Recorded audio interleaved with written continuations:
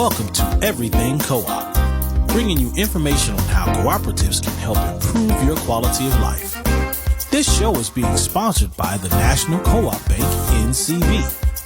The NCB is dedicated to strengthening communities nationwide for the delivery of banking and financial services for the nation's cooperatives, their members, and other socially responsible organizations.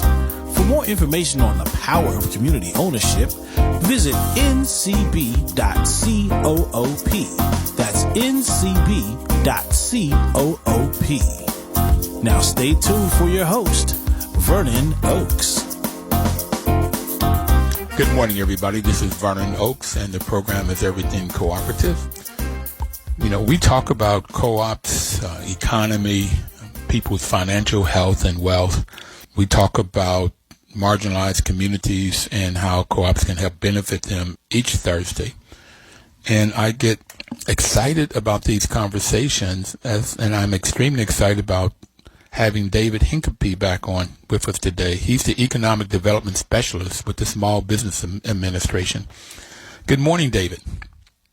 Good morning.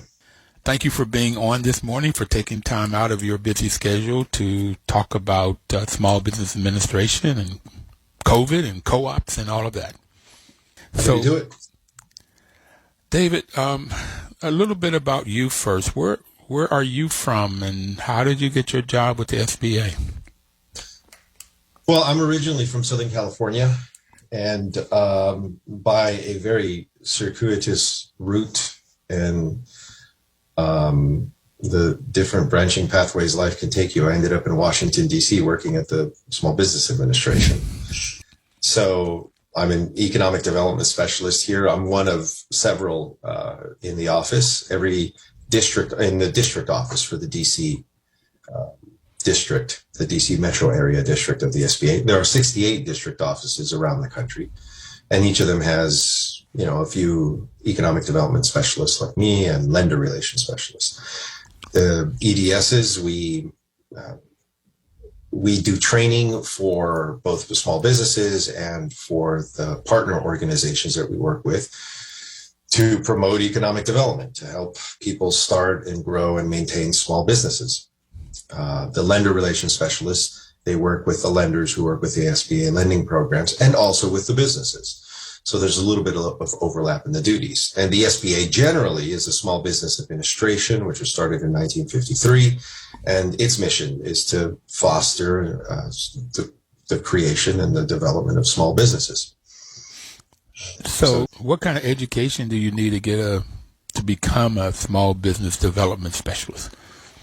Well, I mean, there's no specific thing. Usually people come to it by way of having worked in small business development already, right? So it's not like you have to have an MBA or study business. You know, most people who are really successful in business didn't study business. So I worked before this in a nonprofit in California that helped veterans who were starting small businesses. We did small loans with them. We did a mentoring program with them. It was a very intensive 2-year mentoring program that we would do. The mentors were all business owners. About a third of them were veterans themselves. And, you know, we'd take them from idea to launch. They'd come to us after having been in the military and tell us what their idea was, and we try to help them get it going. So that was my experience. Other people come from small business lending, having worked as a loan officer in a bank. Other people come from different kinds of nonprofits. It's just anything involved in small business can lead you to the SBA in this way. So in 1953, the U.S. government formed the Small Business Administration, and what's its main mission? The mission is to help people start and grow small businesses. So your experience in Southern California, is that LA or San Diego? Los Angeles, yeah, okay. Actually. So in Los Angeles, you were helping small business to get started and grow, and that's what the function of SBA. So you had to move right into it. Okay. Yeah. It was a relatively easy move because of what I was already doing. So is it easy move weather-wise, particularly this time of year? Oh yeah, I mean, this is nothing actually, because I spent 2 years in Korea when I was in the Army, and then I was in Fort Drum my last year in the Army. Fort Drum is 30 minutes from Canada, so these winters here, they're nothing. Got it. So the EDSs are just doing, small business development specialists are just doing that. That's what you do, is to help businesses get started and to grow, prosper. Our job, yeah, it's not primarily to deal with individual business owners, right? We do that, but we try to make our work have more impact. We do it with the resource partners, and the resource partners are there's 4 resource partners that are partly funded by the SBA. They're not SBA employees, but they're nonprofits that are partly funded by the SBA to go out and do this work. And that's the somewhat famous small business development centers, the women's business centers, the veterans business outreach centers, and then the SCORE mentors. And SCORE is a mentoring organization that's been around since, I think, the 60s. The SBDCs, the WBCs, and the VBOCs, those are the 3 that I mentioned. The general one, Small Business Development Center, Women's Business Center started in the late 80s, and the Veterans Business Outreach Center started in the mid-aughts. And all of those do essentially the same thing. You go to them, you say, I have a small business idea, or I started a little cottage business in my garage or my house, and I want to expand it. What should I do? And all the business advisors there will help you, and it's free. All of that is free at the point of service. Every now and then they'll offer little classes for like $25 or $50. I remember seeing them in LA for like a multi-week QuickBooks class or something to teach you that. The SCORE mentors, they have classes like that too. But generally speaking, the mentoring and all the business advice is free. And the SCORE mentors, they're a little different because the mentors are all retired business owners or semi-retired. They're in the last few years of running their business, then they're going to be selling it or shutting it down when they retire. And they volunteer to mentor. So you connect with a SCORE chapter local to you and tell them what you're looking to do or learn about or expand, and they'll connect you with somebody who knows something about that. It's all free. At Howard University, there's a small business center. Small business development center. Yeah. Okay, so I'm familiar with that one. And you have those all throughout this DMV? Right. So they're usually organized at the state level, right? So there's the Small Business Development Center of Virginia, and then there's the one for Maryland, and then there's the one for DC, taking DC as its own state, if only. When? Yeah, when, right? We cover 3 counties in Northern Virginia, Fairfax, Loudoun, and Arlington, and 2 counties in Prince George's and Montgomery. So there's a small business development center there in Maryland, in those areas. There's small business development centers in Northern Virginia, and there's one in DC. Same with the WBC. The VBOX, we don't have as many of the VBOX. That's the Veteran Business Outreach Center. We don't have as many of them, so they cover a much wider area. So the one that's in College Park in Maryland, they cover actually way up into Pennsylvania, other parts of Virginia, et cetera. But there is one for this area. So how does one find out if for somebody out there listening and they want to start a business, and I'm hoping because of this show it's a co-op business, how would they get support from Small Business Administration? Well, the first thing you got to do is so we used to do this at the nonprofit where I worked. It was called the Jonas Project. And we realized that a lot of people have an idea, but what they haven't done yet is really narrowed it down and figured out what exactly they want to do, right? And it's very simple. And we came down to we had 4 questions. All right, what are you selling? Who are you going to sell it to? How much is it going to cost you to make it, to sell it, right? Whether it's a service or a product? And how much do you think you're going to charge for it? How many units do you think you're going to sell a month? Really fundamental, basic stuff, right? And it immediately forces you into concrete questions instead of the big dream. The big dream is fine. The big dream is the whole reason you're there in the first place. But you can't just dream about building a building, right? You could be an artist and draw the building, but then you got to have people to pour cement, or frame it or something, you know what I mean? So we're going to ask you these questions to get into these details. All right. So I get your dream. That's the thing that you want to build. Okay. Now we're going to start doing the foundation, pouring cement, getting dirty. And getting dirty for planning a business, essentially what that means is get out a piece of paper, get out a pencil, get out a calculator, and start working, right? So that's the very, very first step. Once you've answered that question, and you don't have to have great answers, just have an answer.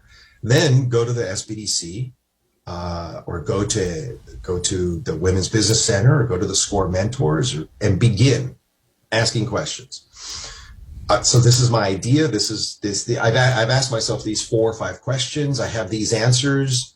Where do I go? Like, what should I do next? And then you go little by little by little, right? It's step by step by step. One of the biggest problems that we had, I remember at the Jonas Project, is everybody's got a huge dream and they get very caught up in this dream. But that dream is 10 years away. We need to talk about what you're going to do tomorrow. Actually, we need to talk about what you're going to do when we get off the phone right now. What are you going to do, right? So again, I think I'm going to keep this building analogy. We're going to have to pour some cement, put up a frame, pound some nails, right? Like, that's how we're going to make that beautiful building that you want to build. But right now we got to focus on this. So start with that, and then go to the SBDC, go to the Women's Business Center, go to the Veteran Business Outreach Center, the SCORE Mentors, and start getting help there. And the way to find them is on the SBA website, SBA.gov, www.sba.gov. You click on local assistance and you do a search according to your zip code. And then you're going to get, the first result is going to be your local district office. So you'll get us if you're in this area. And then it'll list the other ones. And you can even, in the little drop-down box, you'll see it when you get there. We've all been on the internet. We all know what searches look like. You click the drop-down box and you can choose Women's Business Center. You can choose Veteran Business Outreach Center. You can choose all of them, right? Just click all and you can see everything that's available. And by the way, you're not limited. So if the Women's Business Center serves men as well, right? The Veteran Business Outreach Center is for veterans and military families, but the veterans can go to the Small Business Development Center. Go to all of them. Go to whichever would be appropriate, and get help, and then just see who you have chemistry with. Because you might be a veteran and you talk to somebody at the Veteran Business Outreach Center and whatever, you don't hit it off. You don't like the same basketball team or something. I don't know. You don't hit it off. But then you go to the SBDC and you find someone there you really hit it off with. Or you go to the WBC, or you go to the SCORE chapter for the mentors. Just see who you hit it off with, because that's going to be useful. So that's the way to get going. I wish I had had that advice when I started my property management business about 30 years ago. Because I went to SCORE, I didn't find anybody there. I went to the Howard Small Business Development Center.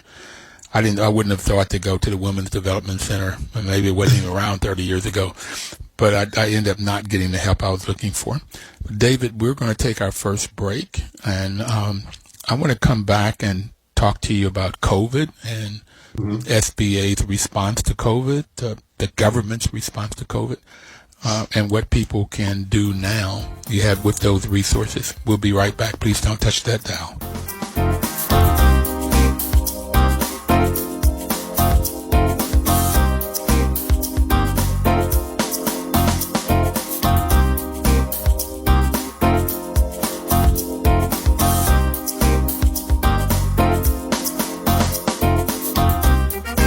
News Talk Station.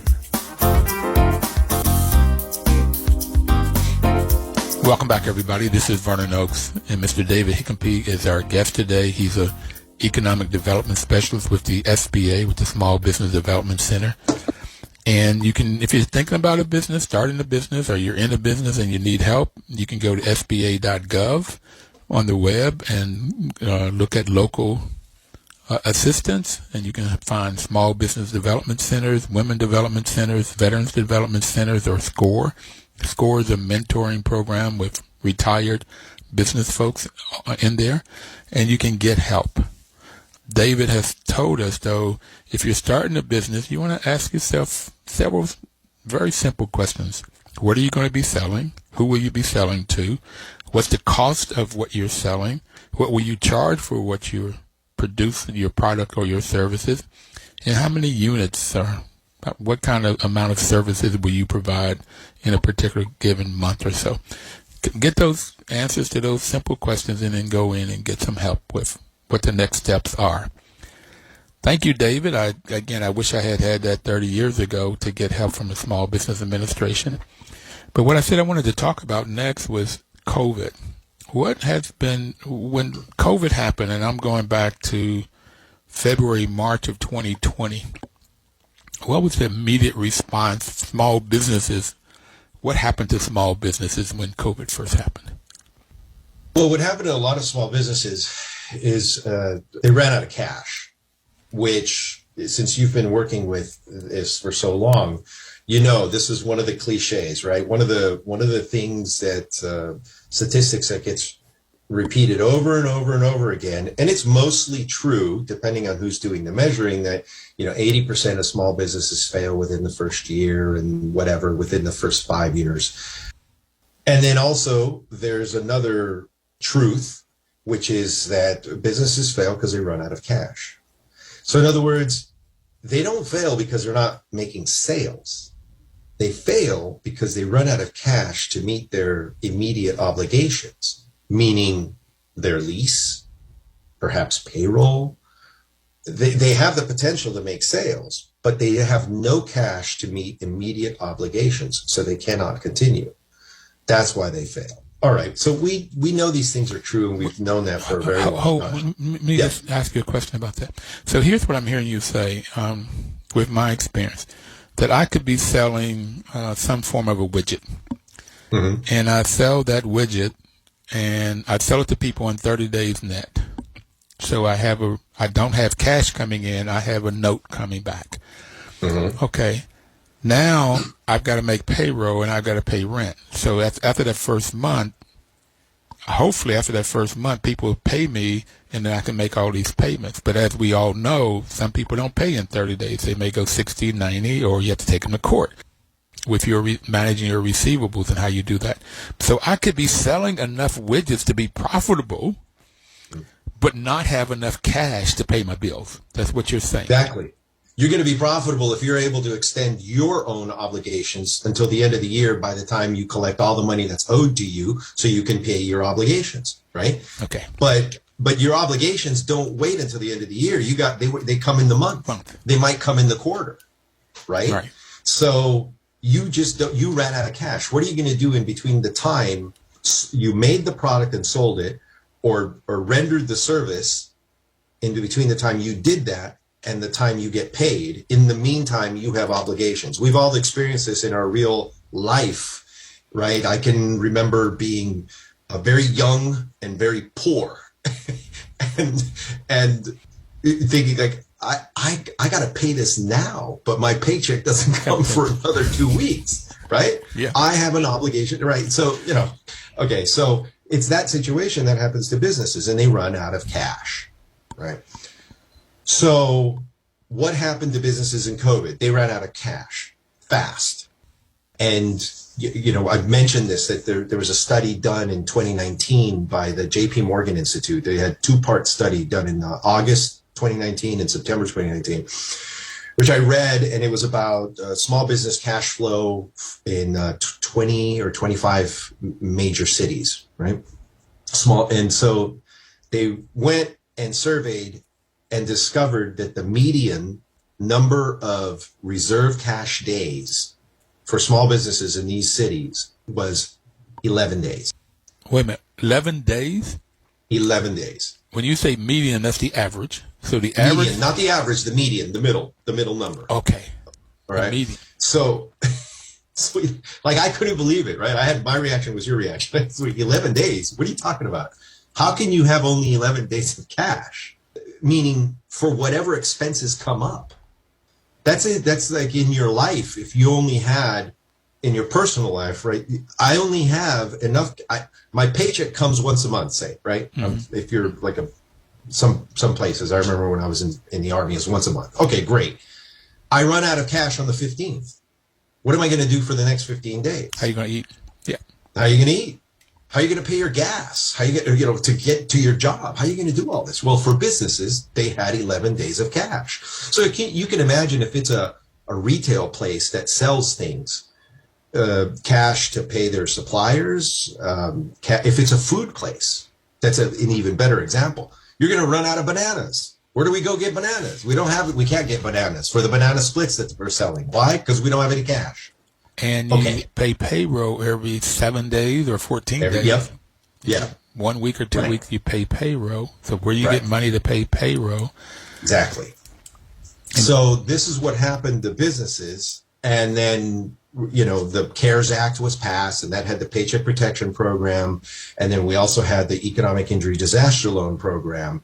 And those were the SBA's primary responses to this, to help businesses. So I just want to go back to this 11 days. That floors me.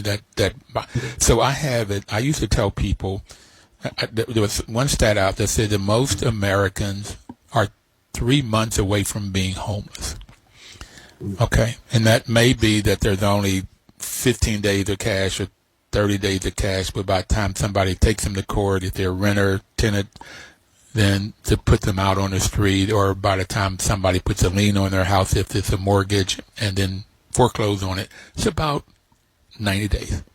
Yeah. So most people are about 90 days away from being homeless in America. And when you say 47%, a study said 47% of the people don't have $400 if they have an emergency. 47%. Oh yeah, that was the FDIC, I think. I remember that. It was about 2014, 2015 they discovered this. And that's before COVID. Okay. Yeah. I wonder if they did that study today, what would it look like? How many Americans, is that 60% now, don't have $400 because of the number of people who have lost their jobs and da-da-da-da-da-da-da. So 11 days, that just really floors me for businesses. Yeah. For businesses. Cash. Okay. So you get in the beginning, all of these businesses are going under. They're closing their doors February, March of 2020. Is that what's the world looking like? No, they didn't. They were able, because this affected everybody.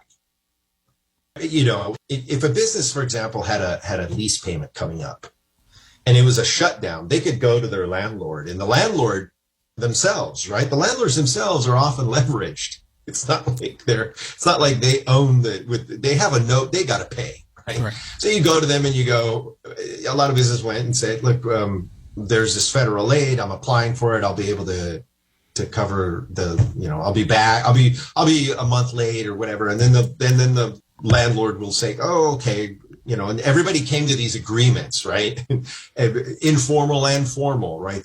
To handle it, to use the federal aid. So they didn't necessarily have to shut down, but they did have obligations, and they had no cash coming in because there was a shutdown. Mm-hmm. So the federal aid was supposed to help you, the PPP loan and the disaster loan.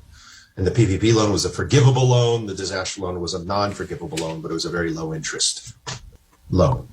And that would give you the cash, the liquidity, as they say in the banking world, in the finance world, the liquidity to be able to meet your short-term obligations. Right? So PPP is Paycheck Protection Program. Yes. And that was forgivable. That was a forgivable loan, yeah. And that was to help you to pay your employees. Yeah, it's right there in the name. Paycheck Protection Program is to help you pay the employees because you don't have any cash, because everything is shut down. You have no revenue, so you have no money to pay these employees. Now, the original idea behind it was we're gonna shut down for 12 weeks, and in the meantime, use this money to pay your employees, and that you continue your employer-employee relationship. And then when everything opens back up again, they'll be able to just come back to work. That was the original idea behind it. That's why it was structured that way. And the economic injury disaster loans came next. Well, they came at the same time, and that is a long-term, is a 30-year term, very low interest rate, 3.75% interest for a for-profit business. And it was a direct loan. It's a direct loan from the federal government, whereas the PPP was done through banks and other lenders. Okay, so we got the government, and you know how much money the government put into these two programs? Approximately. I lost track. I remember originally it was like something like, I think it was close to $1 trillion. Yeah, it was it was enormous. It was a lot of money to help these businesses, to help people be able to the payroll protection, help people to be able to go out and buy food, keep the economy going, and so forth. Yeah. Okay, we're going to take our next break. Thank you, David. And I want to talk about, what did you find out? We got 11 days of cash, but what else did you find out? What other lessons did you learn about these small business, in particular co-ops? We'll be right back. Okay.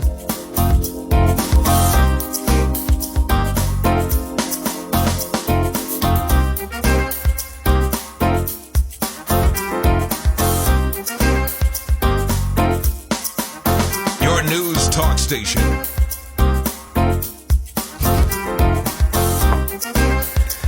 Welcome back, everybody. This is Vernon Oaks. The program is Everything Co-op, and we have Mr. David Hincapie on with us. David, when we left off, you had told us that a lot of businesses only had 11 days of cash, and therefore they couldn't make their payments. The government came in with the Paycheck Protection Program, Economic Injury Disaster Loan, which was about $1 trillion. Okay. To help small businesses, help employees of these small businesses. So what are other lessons that you learned as SBA was beginning to make these loans? What did you find out about businesses? Well, the apparent thing was that, that obvious thing, that this median number of 11 days of cash, emergency cash that businesses had was in fact correct, because I was talking to people who were panicked. On April 10th, they were panicked of 2020. And the lockdowns had just started, or the shutdowns, not lockdowns, the shutdowns had just begun. So how could you run out of cash that fast? Well, I saw it happen. So why did that happen? And it happened, it's really complicated. The way the economy has changed in the last 40 years. But part of it is because the business owners were not financially savvy, skilled enough to manage their cash flow so that they might have something left over, so they might have something for an emergency. They did not have liquidity in case of an emergency. Liquidity means cash, right? Or something very close to cash, right? So that expertise wasn't there. And the analogy that I like using is everybody thought they were a pretty good sailor. And sure, when you have good weather and a nice 5-knot wind, 10-knot wind pushing you along, and you think you're a really great sailor, you think, I'm good at this. And then the storm hits and you realize, I'm not. I need other skills. I'm not ready for this. Okay. So before the pandemic, lots of small business owners thought, well, I'm able to meet my obligations every month. I have a little left over. I'm a good business person, therefore. I'm a good business person. And then suddenly you decide, I'm a good business person when you realize I'm a good business person when conditions are okay. Now we have this crazy emergency. I don't have any cash. What do I do? How do I manage this? So that's what I saw. What I saw is there's a kind of lack of knowledge of why you have to do certain things to prepare for an emergency. And of course, you can't be setting aside money every month, because you still have to pay for things. But you have to have some knowledge of what to do and an approach. And so just a lot of people didn't know this. They had not thought of this. They were just trying to get through the next month, and they were not thinking longer term. I'm not saying it's easy. Yeah. I'm just saying that it's necessary. So one of the things I heard going through this in March, April, May, June of 2020 was people did not have financial statements. Small businesses, they couldn't apply for the loans. Is that part of what you found out? Part of it, yes, because applying for any kind of loan, generally speaking, the lender is going to ask for financial information on your company. Now, for a typical small business where you have a single member LLC and maybe they hire a contractor or two, they don't even have a W-2 employee, they're going to file a 1040 with a Schedule C, right? And a Schedule C is a profit or loss from business. So it's essentially a profit and loss statement. And a lot of people don't fully understand what's going on in there. They don't know really what it all means. And because they don't understand this, when the lender that they're applying to asks them for this or asks them questions about it, they don't have an answer. They don't know. So this is what I mean about having to learn some stuff, right? You have to go and you have to understand what this thing is saying about your business. What does it mean, this profit? What does that actually mean? And what is the difference between being very profitable and having a lot of revenue? Because they're not the same thing. Right. You see this cliche in different books. It's not what you make, it's what you keep. Okay, great. That's true. But what does that mean? Right. So what's the difference between having a lot of revenue and having very little and having a lot of profit? And if you don't understand that, then you can't plan for the future. And then that means you won't be able to be ready for an emergency. Or the storm. The storm hits. If it's sunny days, good breeze, you're a great seller. Yeah. But when that storm hits and the rolling waves and wind gushing and raining and all of that, then that's when you have to know if you can steer the boat. Steer the business. Okay. Exactly. And that starts with an application. That starts with all of the financials. Right. And I have it. If you go to the Small Business Development Center and you take those classes, most of which you said are free. Yeah. Because when anybody asks me they want to start a business, I'll tell them to go to SBA. I don't care what kind of education you have, high school, not high school, college, whatever. Go to SBA and put yourself in those classes. Yeah. Get in those classes. Yeah, it's a useful thing. It's come here and we'll give you some basic knowledge, and you can ask for specific information. Say, I don't understand my small business taxes. Like, where can I go? And if the SBDC or the Women's Business Center or whatever doesn't have anybody there who can help you, they can direct you to the right place. They can tell you, okay, well, you go learn about it here. Let me go tell you about this other resource in the community that you can go use and learn about this. So you have to go out and learn new things. You can't just do a new thing without learning new things. You can't go start the business without learning new things. I say this over and over again. You have to go learn new stuff. And that's what's going to help you survive when there's some kind of problem. So normally the SBA has a loan, I think you call it the 7A loan. What is that loan? So the 7A loan is the big SBA program. It's the 7A guaranteed loan. This means the loan is made through a lender, a bank, preferred lending partner, as we call them. And we guarantee the loan. The SBA acts as guarantor of the loan, kind of like a cosigner, right? If the borrower doesn't pay, we'll pay the loan back, right? And then we'll go to the borrower and say, okay, we're going to do a payment plan. You're going to pay us back eventually.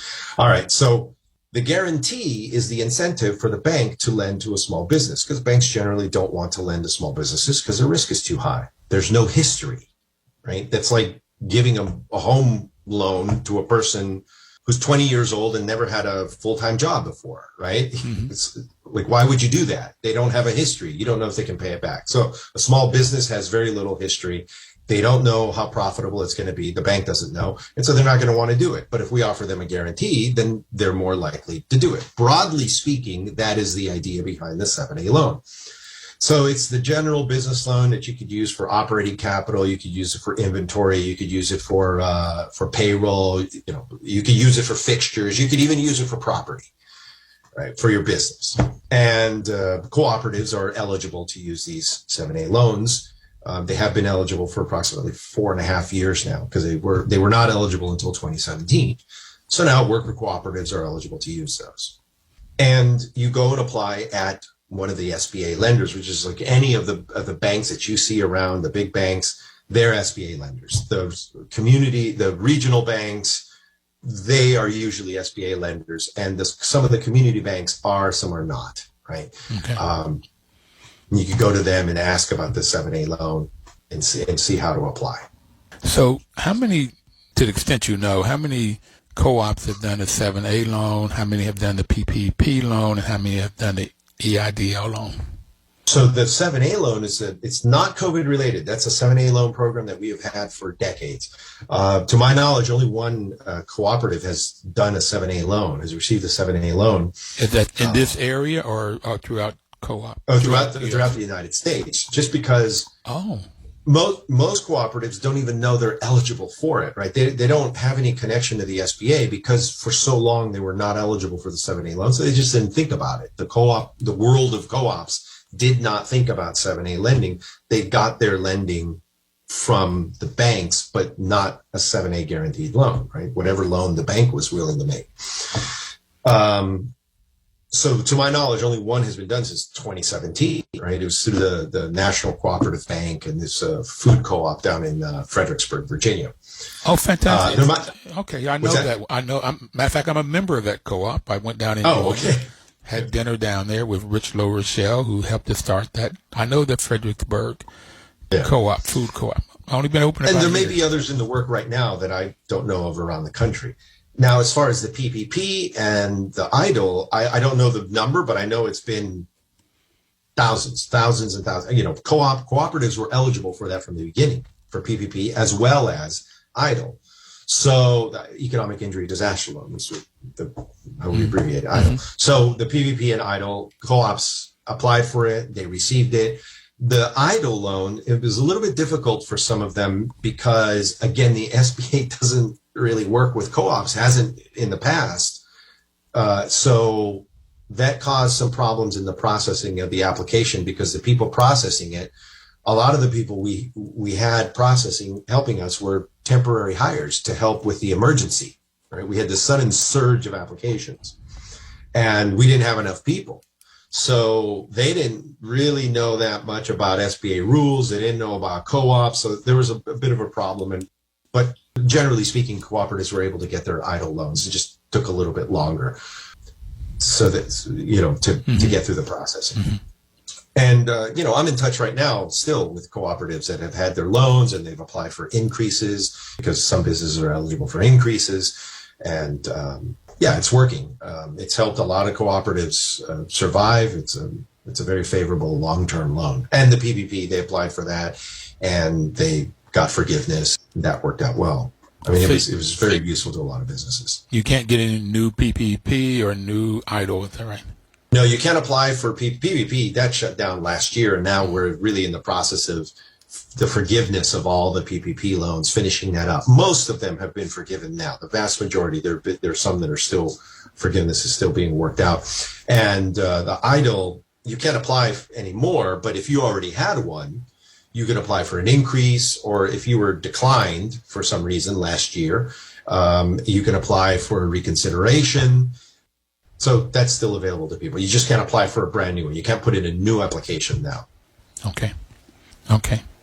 So the lessons learned from what you've said is it wasn't easy to do because too often people did not have the knowledge. They didn't have the financial statements. They didn't know how to do it. But there has been a lot of PPP loans in the co-op world and a lot of EIDL loans in the co-op world. So one of the messages we want to get out is 7A is open for business. The 7A loan is open for business through SBA for co-ops. Only one in the U.S. I found that very interesting. We're going to get this out on social media. I did not know. I want to figure out how to get this out and let people know they can go to SBA. Their local SBA, you say there's 64 districts? 68 district offices. 68 district offices throughout the U.S. of small business development. Here in the district is the DMV, where you work out of. Okay. Yeah, the Washington Metro Area District, Metropolitan Area District Office. And it's the counties that I mentioned in D.C. All the other district offices are fully contained in one state, or they only have one per state. Ours is unusual in that it covers areas in 2 states and D.C. So in a low population state, say in Montana, they have one. In California, there are 5 or 6 district offices, you know, but they're all fully contained in one state. Got it. Okay, so we're going to take our final break, and what I want to come back and talk to you about, we've given a lot of knowledge about how to operate within SBA and get loans or get help, get training. which is the fifth principle of cooperation. I want to talk about the future, coming out of COVID or learning how to live with COVID. What can these small businesses do? We'll be right back.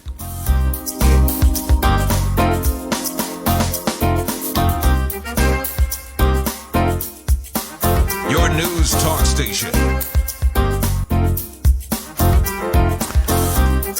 Welcome back, everybody. This is Everything Co-op. Everything Co-op is being supported by the National Cooperative Bank. The bank has been with us for the little over 8 years that we've been on the air talking about co-ops, because NCB's main mission is to work for, support U.S. co-ops and their members by providing financial services, innovative financial services, especially in low-income communities. And what you mentioned, David, you mentioned that you made a 178 loan, and you also mentioned that these loans go out through banks, and the bank was NCB, and you all guarantee that loan for the Fredericksburg Cooperative Food Co-op. Because so NCB is very much into this. They do a lot of housing co-ops, purchasing co-ops, consumer co-ops, all of them. They really work with co-ops, marketing co-ops, so forth. So where do you see SBA? And the first question is, I said Everything Co-op is going to send out on social media that co-ops can go get the 7A loan. But what else how do you see that SBA or the federal government could market or promote these loans to small businesses, particularly I'm thinking about co-ops? Well, I don't know what plans there are, or if there are any, to, undertake some sort of promotion or marketing campaign or advertising or anything like that. The SBA doesn't generally do that, so I don't think that'll happen. I don't know. What I can say is that the cooperatives, to access this, the managers, right, the owners of the cooperatives, and whatever smaller, if it's a larger one, and you've got a smaller committee of people who are making some decisions, you have to think about lending from the bank's point of view and how a cooperative looks to a bank, right? Fundamentally, the bank wants to be repaid. Fundamentally, the primary source of repayment is cash. We talked a little bit about cash flow earlier. And so the bank needs if the bank doesn't understand a cooperative structure and how money flows through it, then they're not going to want to do the loan, because the loans are the decisions are ultimately made by human beings. And if they don't understand the structure of the business, they're not going to do the loan. It's that simple. If I don't understand how money goes through this business and how there's going to be money left over to pay back my bank, I'm not going to do the deal. So cooperatives and the people who lead them and manage them are going to have to learn how to communicate that to banks that might be interested in doing a 7A loan for them, whether it's for the conversion of a business to a co-op or whether it's just a general business loan, right, for operations, to be used for operations, the funds, So you have to be able to explain how money comes in, what happens to it in there, translate the patronage into bank language, right? I had to learn that. I didn't know what patronage was. Now I know what it is. But you have to translate that into bank language. Okay, so this is what this is. This is how the money flows. This is how we have money left over. This is what we do with the undispersed. So I get that. So patronage, for everybody out there, patronage, when they're the profit, the co-op decides what to do with that profit, and it normally can about 3 different buckets they put it in. They can keep it in the company for growth. They can put money into the community, like give out to help homeless or whatever to help the community. And the third one is to give out dividends, or it's called patronage, to the owners of the co-op. If a worker co-op, that would be the employees. So the employees can get a hourly pay or salary, plus they can get dividends or patronage. So these are the 3 things that normally happens with the money in for a co-op when it comes in. And getting banks to understand that is what you're saying has to happen. Yes, because if you use co-op language to a bank that's never done a loan to a co-op, they're not going to know what you're talking about. This is really basic and fundamental, which you could learn pretty fast, right? The structure that you've just described here is very similar to a multi-member LLC that files taxes as an S corporation. Let's say you and I, Vernon, and a couple of other people, we have members into this LLC. We file as an S corporation, and we are at the same time owners and employees. We are W-2 employees with salaries, and then we also at the end of the year, because we're the owners of the S, we have distributions. Okay, so you think of the distributions as a patronage and the salaries as salaries, just like you would have in a co-op, and you have to explain this. But I want to go back to one thing that you said about keeping money in the company. And a second thing that you said, something about what you do with the money, you use it in the community. Mm-hmm. So about keeping money in the company, if you are always taking money out of the company, and this is something we tell the small business owners all the time about getting started, even with a microloan, which is $50,000 or less, right? SBA microloans are $50,000 or less. If you are not keeping money in the company, then future potential lenders are going to go, well, how is this company going to pay me back? Mm-hmm. If the money's already getting taken out, the capital keeps getting taken out by the owner for themselves to do whatever they want to do, how is this company going to pay me back? So that's one thing. So the cooperative has to think about this. You have to think about yourself as this entity that is producing value and getting money. And what are you doing with that money? Is it going all to the worker owners? Now, the other thing, are you keeping something in it so the business can grow and generate more money and pay back its loans, right? Mm-hmm. Now, the other thing about using money in the community, I don't want to discourage anyone from spending money in the community to help your community. But I remember one thing when I was at the Jonas Project and we'd get veterans come in and want to start a business. Oh, this is very common. So you come out of the military, and if people don't already know this, you come out. The military is an interesting thing, and I loved my time in it because you get this very collective attitude, right? And which is all for one and one for all. I mean, it's like the Three Musketeers, right? Mm-hmm. And you take care of each other, right? So a lot of veterans come out with an idea to start a business and also a nonprofit, right? And they have a mission, a community mission, a social mission, something they want to do. And then they also want to have this business. Now, of course, you can't start. It's very difficult to start two things because a nonprofit is still a business. Mm-hmm. You have to start two things at once. And our head mentor, she was so wise about this. She used to say to them, you have to make the money first before you can give it away. Yep. So anybody out there in a small nonprofit that's giving a lot of its money away in the community because, it's one of the co-op principles, you want to make your community better. If you're constantly giving your money away, you have nothing left over to pay back a loan or expand with. So think about that. And so what we used to say to the veterans, and this is going to be different for an organization, we used to say, look, if you need to satisfy that desire to help, don't do it with a nonprofit. Set aside some hours to volunteer every week and go do that, and then start your business. Because you have to make the money before you can give it away. Yeah. So that's something I think organizations, that advice can benefit from as well as individuals. So the seventh principle is social responsibility, taking care of the community, and that's what's embedded in the co-ops. But I do make the money first, and then as a board, figure out how much money you keep in the business, because you got to keep money in the business. The business has got to grow. Right. How much you give to the community and how much you give out of dividends. But that's the board deciding that, or the members, depending on their bylaws, who decides that. We only have about 3 minutes left, and I really want you to talk a little bit about what you see the future happening with small businesses, in particular co-ops. Well, with cooperatives, it's really hard to say. Starting a small business and running a small business, even if you're a cooperative, in a sense, it's easier in a cooperative because you're sharing labor, right? You're sharing the work amongst people.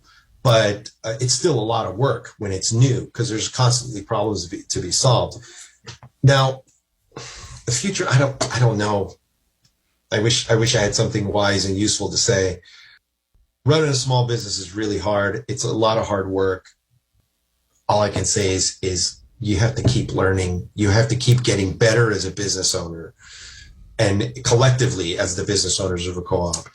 Learn more, understand more, get more financially as well as say business savvy in whatever sector you're in, whatever you're selling. And the excuse that you're too busy is not an excuse. You can't use that excuse. Employees can use that excuse, not owners. So if you're a worker cooperative, you're all owners and you all must learn. That's the fifth principle of cooperation, is training information. Yep. You have to continually learn. That's what I'm getting. Learn. Any last message? Besides learn in 20 seconds? I get a lot of questions from people like, when will the SBA do this? Or was Congress going to do this and Congress going to do that? And I always find myself thinking, I find myself giving a quick summary of ninth grade civics, which is, look, Congress is in charge. We're not. So does your congressperson know who you are? I know you know who they are, maybe. You can find their name. But do they know you?